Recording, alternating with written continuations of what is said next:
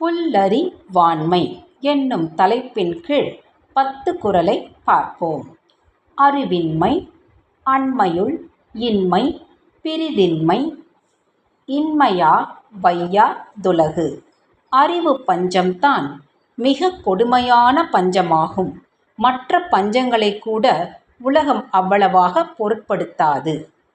அறிவிலான் நெஞ்சுவந்தீதல் பிறிதியாதும் இல்லை பெறுவான் தவம்.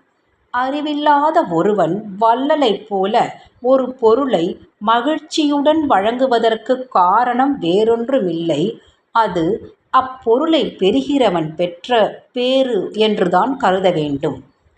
அறிவிலார் தாந்தம்மை பீழிக்கும் பீழை செறுவார்க்கும் செய்தல் அரிது. எதிரிகளால் கூட வழங்க முடியாத வேதனையை அறிவில்லாதவர்கள் தங்களுக்குத் தாங்களே வழங்கிக் கொள்வார்கள்.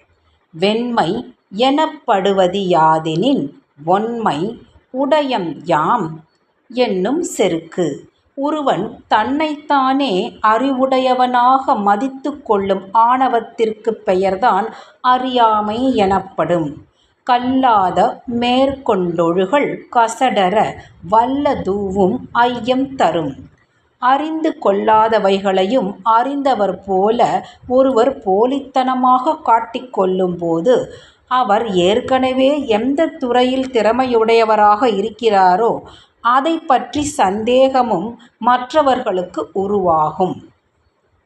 அற்ற மறைதலோ புல்லறிவு தம்வயின் குற்றம் மறையா வழி. நமது குற்றத்தை உணர்ந்து அதை நீக்காமல் உடலை மறைக்க மட்டும் உடை அணிவது மடமையாகும்.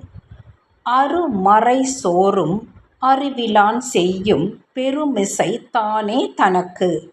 நல்வழிக்கான அறிவுரைகளை போற்றி அவ்வழி நடக்காத அறிவியலிகள் தமக்குத்தாமே பெரும் துன்பத்தை தேடிக்கொள்வார்கள். ஏவவும் செய்கலான் தான் தேரான் அவ்வுயிர் போஒம் அளவு மோர் நோய்.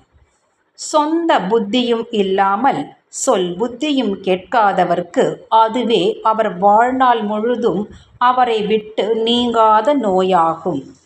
காணாதான் காட்டுவான் தான் காணான் காணாதான் கண்டானாம் தான் கண்டவாறு.